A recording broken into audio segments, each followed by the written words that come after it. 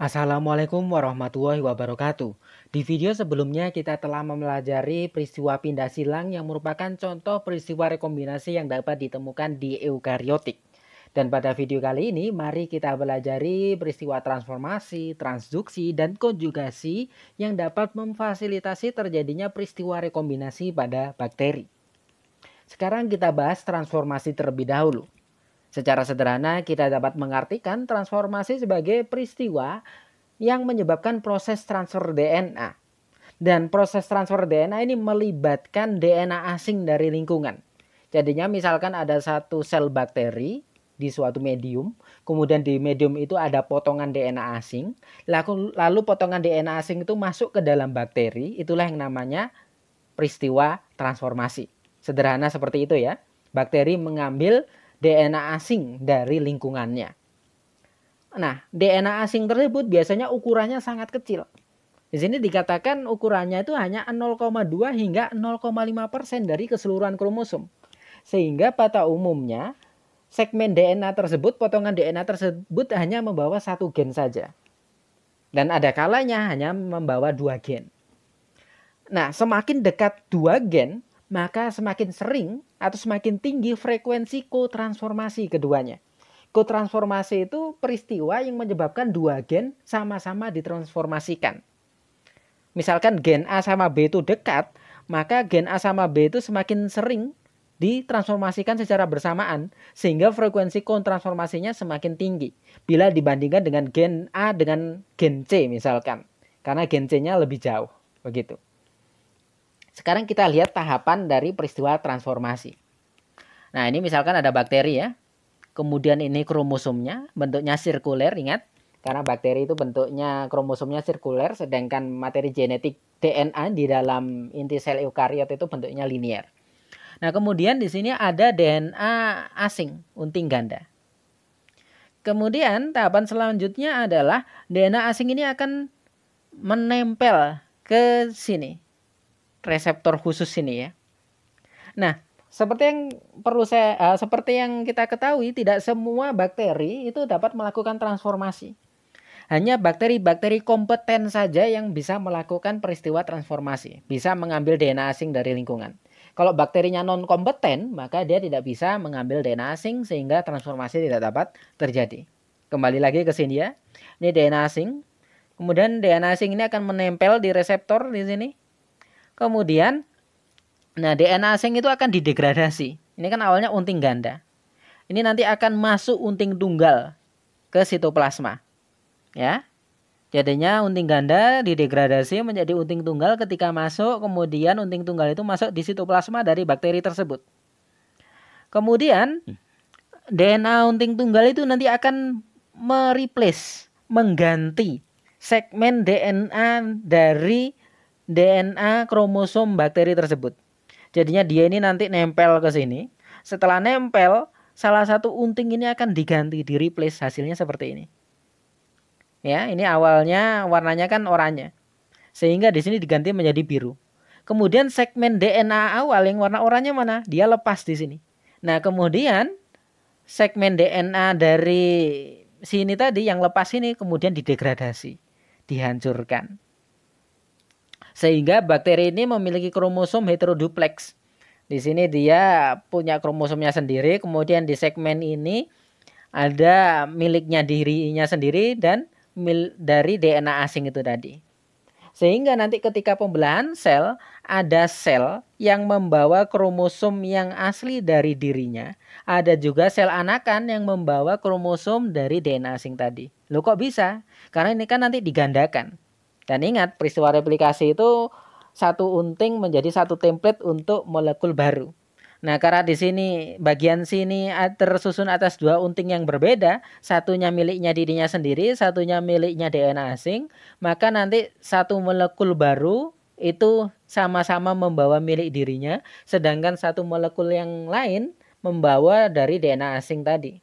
Sehingga satu progeni, satu anakan, DNA-nya sama dengan induknya. Satu anakan DNA-nya membawa DNA asing tadi. Ini secara umum peristiwa transformasi terjadi. Sekarang kita lihat per detail beberapa fase atau beberapa tahapan transformasi yang penting. Seperti yang dikatakan tadi ya, transformasi itu melibatkan DNA asing di lingkungan. Kemudian dia akan masuk ke bakteri kompeten melalui reseptor khusus. Nah ini ya. Nah reseptor khusus ini kalau kita detailkan strukturnya seperti ini. Ada COM-G, ada COM-EA. Kemudian di sini ada di antara dinding sel dan membran sel ini ada deoksiribonuklease yang fungsinya mendegradasi unting ganda menjadi unting tunggal. Sehingga di sini kita lihat awalnya unting ganda, kemudian dipotong-potong sehingga di sini menjadi unting tunggal. Setelah unting tunggal masuk, ini akan ditempeli oleh single strand binding protein. Muncul lagi protein ini ya. Nah, fungsinya menempel di sini sehingga tidak membentuk hairpin. Kemudian dia juga akan ketempelan protein REC-A juga yang fungsinya memigrasi DNA unting tunggal. Begitu. Kemudian di sini ada COM-FA juga yang fungsinya adalah mentranslokasi DNA unting tunggal ini.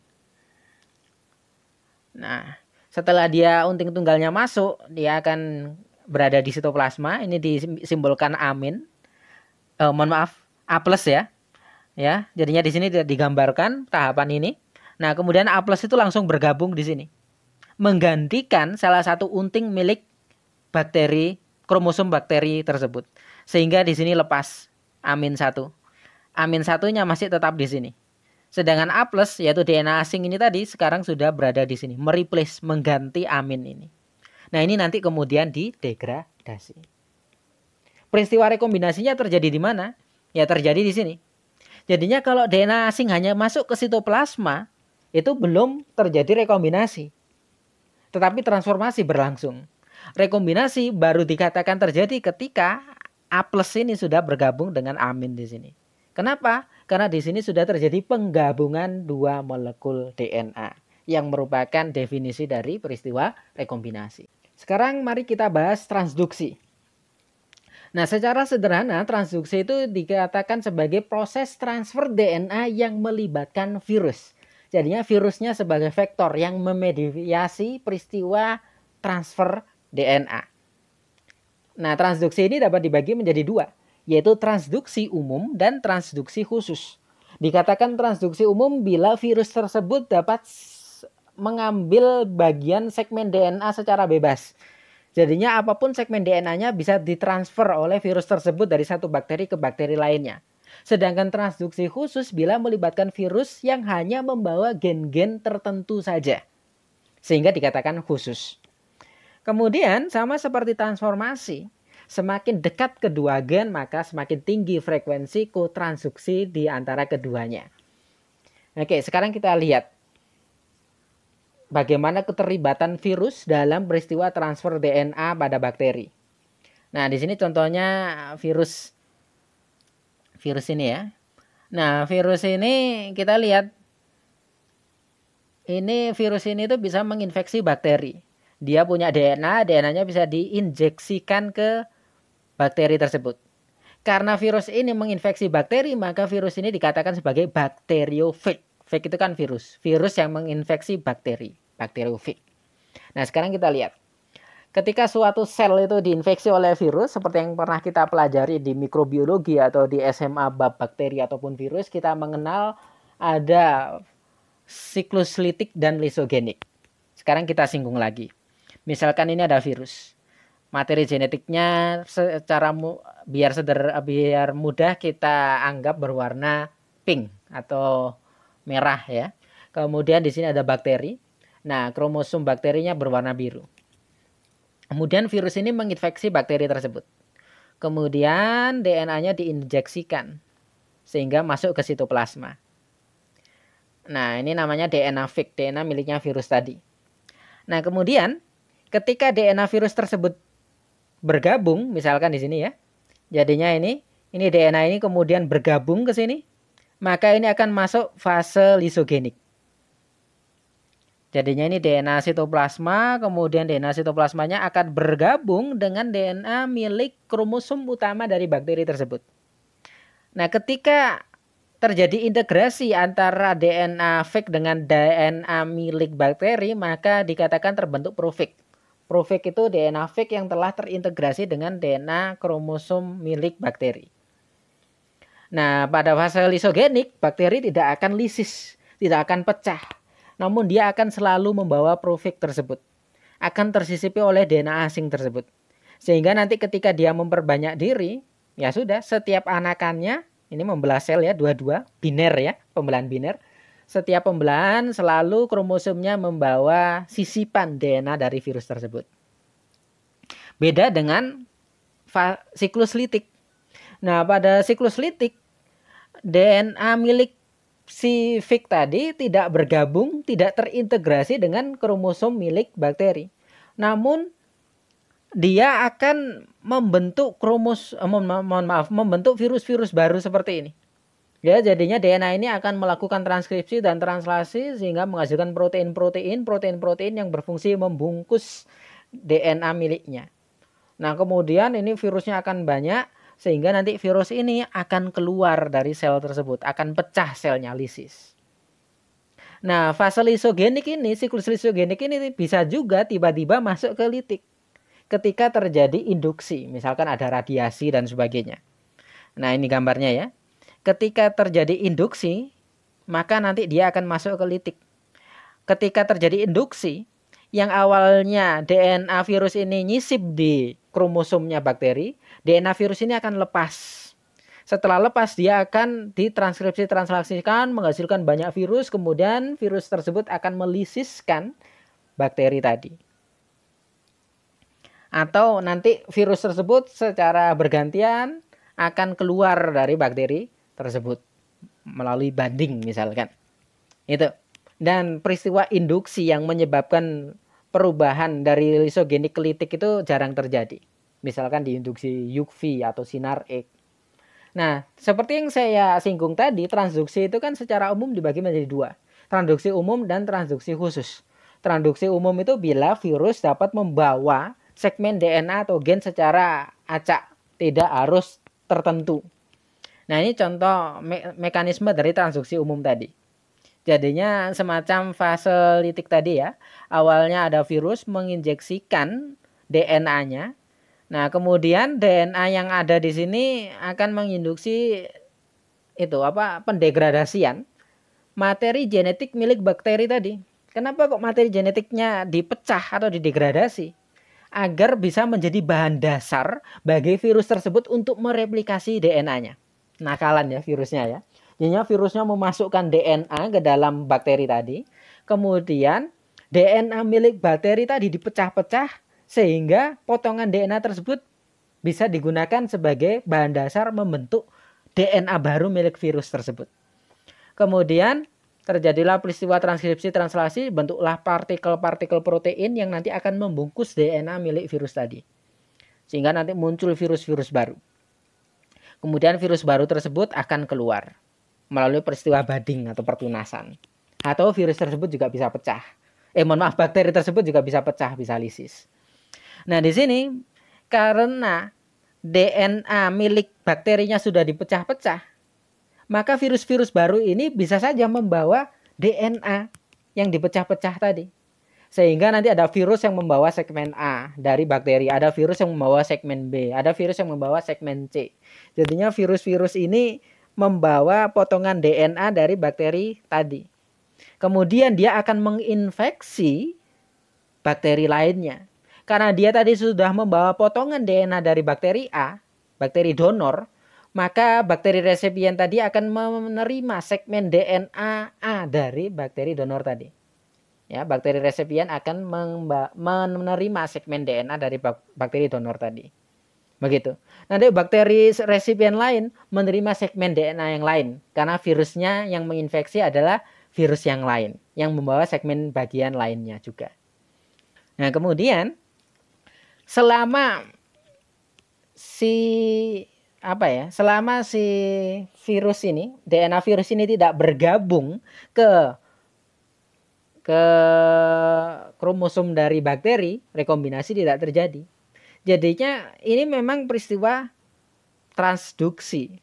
Namun karena peristiwa ini tidak melibatkan penggabungan DNA antara virus dengan bakteri, maka rekombinasi tidak dikatakan terjadi. Namun kalau seperti ini, ya terbentuk prefix seperti ini, maka rekombinasi terjadi. Kenapa? Karena terjadi penggabungan antara miliknya virus dengan bakteri. Nah, ini gambaran transduksi umum ya. Nah, sekarang kalau transduksi khusus itu bagaimana?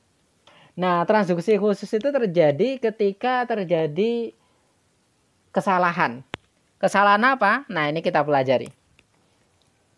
Nah, misalkan tadi saya jelaskan di awal, kalau masuk siklus lisogenik, maka DNA milik virus akan menyisip ke DNA bakteri sehingga membentuk profik. Gambarannya misalkan seperti ini. Ini DNA virus, misalkan virus lambda. Ini kromosom milik bakteri E. coli. Nah, ini awalnya seperti ini. Kemudian ini bisa bergabung. Kenapa bisa bergabung? Karena kedua DNA ini memiliki bagian daerah yang homolog. Si kromosom virus punya ATTP. Si kromosom bakteri punya ATTB. Kedua daerah ini homolog. Kemudian ini bisa terjadi rekombinasi. Ini dipotong, di sini dipotong, kemudian ini bergabung. Nah, bergabung seperti ini. Kemudian nanti hasilnya seperti ini. Begitu. Ini kalau kita baca ke arah atas. Nah, sekarang kita baca ke arah bawah. Jadinya ini peristiwa integrasinya. Kalau peristiwa integrasi, awalnya ada kromosom milik virus, kemudian ada kromosom milik bakteri, kemudian daerah yang homolog berpasangan, kemudian nanti terintegrasi seperti ini. Nah, kemudian suatu saat bisa terjadi eksisi. Eksisi itu pelepasan DNA virus yang sudah terintegrasi dengan DNA bakteri tadi. Nah, peristiwanya tinggal kita balik saja. Ini awalnya profik ya. DNA milik virus tergabung di sini. Kemudian dia akan kembali rekombinasi semacam ini. Ya, ATTP ini nanti akan berpasangan dengan daerah sini. Kemudian ATTB yang sini berpasangan dengan di sini. Akibatnya apa? Ujung oranye ini akan berpasangan dengan ujung oranye ini. Ujung biru yang ini berpasangan dengan ujung biru ini. Akibatnya oranye lepas. Nah, ini peristiwa eksisi.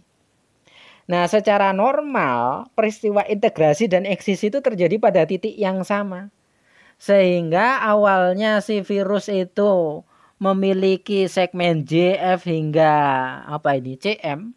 Maka ketika lepas dia tidak mengalami perubahan segmen. Namun ada kalanya peristiwa eksisi itu tidak tepat. Nah, ini gambarannya. Nah, ini tidak pas ini. Rekombinasinya tidak pas. Sebetulnya kan rekombinasinya di sini, di ATTP sama ATTB. Ternyata rekombinasinya terjadi di sini. Akibatnya apa? Nah, ini nanti hasilnya seperti ini. Segmen biru ini akan terbawa oleh sirkuler oranye ini. Dan daerah warna oranye ini ketinggalan di sini. Ketinggalan di kromosom bakteri. Akibatnya apa? Nah, kromosom sirkuler kecil ini nanti ini akan dibawa oleh virus. Nah, virus ini nanti akan menginfeksi bakteri lainnya. Akibatnya segmen gen gal ini akan dibawa oleh virus dari bakteri donor ini ke bakteri resipien, ke bakteri yang lain. Inilah contoh mekanisme transduksi khusus. Begitu. Nah, sekarang peristiwa selanjutnya yaitu konjugasi. Secara sederhana, konjugasi adalah proses transfer DNA melalui kontak langsung. Jadinya kedua bakteri, bakteri donor dan bakteri resipien melakukan kontak langsung. Sehingga transfer DNA dapat terjadi. Dan sama seperti transformasi dan transduksi, konjugasi ini bisa kita gunakan untuk memetakan urutan DNA. Kalau pada transformasi dan transduksi kan prinsipnya semakin tinggi frekuensi kotransformasi atau kotransduksi, maka dapat dikatakan gen tersebut keduanya semakin dekat. Nah, kalau pada konjugasi prinsipnya agak beda, menggunakan permainan waktu. Nanti akan kita singgung sejenak. Kalau kita belajar konjugasi, kita akan mengenal 3 macam bakteri. Bakteri F-, F+, dan HFR. Nah, seperti yang pernah kita pelajari di subbab plasmid ya. Suatu bakteri itu dapat melakukan peristiwa konjugasi bila dia memiliki faktor F. F itu fertility. Nah, bakteri F- ini tidak bisa melakukan konjugasi. Sedangkan bakteri F+ dan HFR bisa. Kenapa? Karena dia memiliki faktor F. Nah, sekarang kita lihat jadinya bakteri F- itu bakteri yang tidak memiliki faktor F. Bakteri F+ adalah bakteri yang memiliki faktor F namun faktor F-nya autonom, terlepas dari kromosom utama. Sedangkan HFR adalah bakteri yang memiliki faktor F yang faktor F-nya terintegrasi dengan kromosom milik bakteri. HFR sendiri merupakan singkatan dari high frequency recombinant. Bakteri dengan frekuensi rekombinasi yang tinggi. Oke. Baik F+ maupun HFR ini bisa melakukan konjugasi. Ketika F+ konjugasi dengan F-, maka F- akan berubah menjadi F+. Begitu juga HFR. Ketika HFR konjugasi dengan F-, F-nya akan berubah menjadi F+ atau HFR. Nah, sekarang kita lihat. Ternyata faktor F ini bisa lepas, bisa bergabung. Nah, sama seperti peristiwa terbentuknya profik pada transduksi tadi. Secara sederhana bentuknya seperti ini. Nah, ini peristiwa integrasi. Ya, ini ada faktor F, kemudian ini kromosom utama bakteri.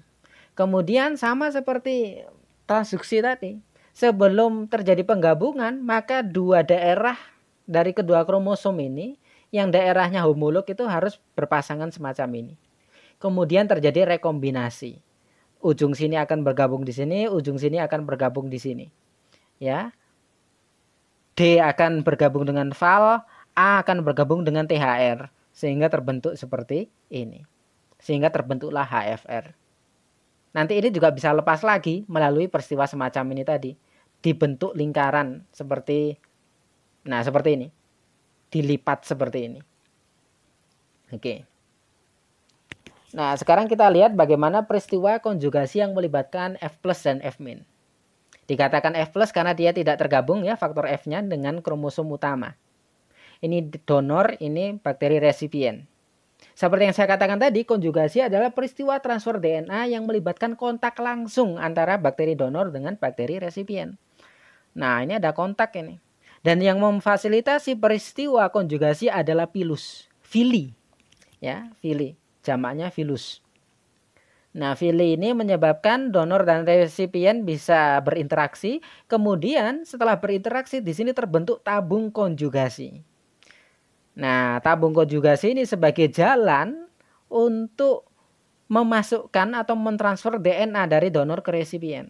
Nah, kita lihat ya. Faktor F ini tidak berpindah, namun faktor F ini dikopi, digandakan. Nah, kopiannya ini akan masuk ke resipien. Sehingga donornya tetap F+, resipiennya F-nya berubah menjadi F+. Begitu. Nah, sekarang kita lihat kalau melibatkan HFR.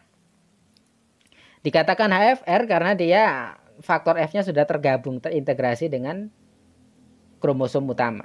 Sama, konjugasi melibatkan fili atau pilus. Kemudian setelah berpasangan seperti ini terbentuk tabung konjugasi. Lagi-lagi ini dikopi lagi, replikasi. Nah, nama replikasinya rolling circle replication. Nah, ini kemudian kita lihat ya. Nah, ternyata menarik di sini. Oke. Ya, ternyata menarik. Ketika terjadi konjugasi, ini kita lihat ya. DNA milik virus itu kan warnanya oranye. Ketika terjadi konjugasi, peristiwa transfer DNA itu dimulai di sini. Kemudian akan berlanjut ke arah atas sini, kemudian ke arah sini. Jadinya faktor F-nya, mohon maaf kok milik virus ya. Yang warna ungu ini miliknya faktor F. Nah, faktor F ini nanti akan dipotong. Dan ternyata ketika terjadi peristiwa konjugasi itu diawali oleh sebagian faktor F dan diakhiri oleh sebagian faktor F lainnya. Jadinya faktor F ini dipotong. Ya, jadinya ini titik ini sebagai titik awal konjugasi. Kemudian masuk ke sini. Seret masuk. Ini melalui peristiwa replikasi juga sehingga nanti bakteri resipien akan memperoleh DNA dari bakteri donor. Dan peristiwa ini membutuhkan kondisi yang stabil. Seringkali peristiwa ini tidak sempurna, jadinya hanya sebagian gen saja yang masuk. Jadinya misalkan pada menit ke-10 terjadi goncangan. maka misalkan hanya ini saja 3 gen awal ini yang masuk. Kalau menit 0 sudah terjadi guncangan, tidak ada gen yang masuk. Kalau guncangannya menit 18, maka gen yang masuk ada 5. Begitu. Jadinya semakin lama kondisi stabil, lingkungan dijaga, maka semakin banyak gen yang ditransfer. Nah, prinsip ini bisa menjadi dasar kita memetakan urutan gen dari bakteri dengan menggunakan waktu. Artinya misalkan kita punya banyak bakteri, kemudian kita konjugasikan, kemudian di menit ke-5 kita guncang sehingga konjugasi terpisah, konjugasi gagal. Kemudian kita cek berapa gen yang sudah ditransferkan, gen apa saja yang berhasil ditransferkan. Kemudian kita lakukan konjugasi lagi. Kemudian menit ke-10 kita guncang, kita cek gen mana yang sudah berhasil dikonjugasikan. Nah, nanti bisa kita catat, misalkan ini menitnya, menit pengguncangannya, menit ke-10, 20, 30, 40. Kemudian ini frekuensinya. Oh, ternyata di menit ke-10 itu gen ini sudah selalu ditransfer. Jadinya frekuensi konjugasinya 100%. Kemudian pada gen lag ini pada menit ke-10 belum dikonjugasikan. Dia mulai dikonjugasikan di menit ke-18. Dan akan semakin meningkat hingga 40% pada menit 60 dan seterusnya. Nah, urutan ini bisa kita tuliskan. Kemudian urutan frekuensi ini menjadi indikasi urutan gen. Sehingga urutan gennya adalah seperti ini. Nah, gitu. Itu cara memetakan gen dengan melibatkan peristiwa konjugasi. Demikian penjelasan saya terkait transformasi, transduksi, dan konjugasi yang dapat menyebabkan peristiwa rekombinasi pada bakteri. Terima kasih atas perhatiannya. Mohon maaf bila ada kesalahan. Assalamualaikum warahmatullahi wabarakatuh.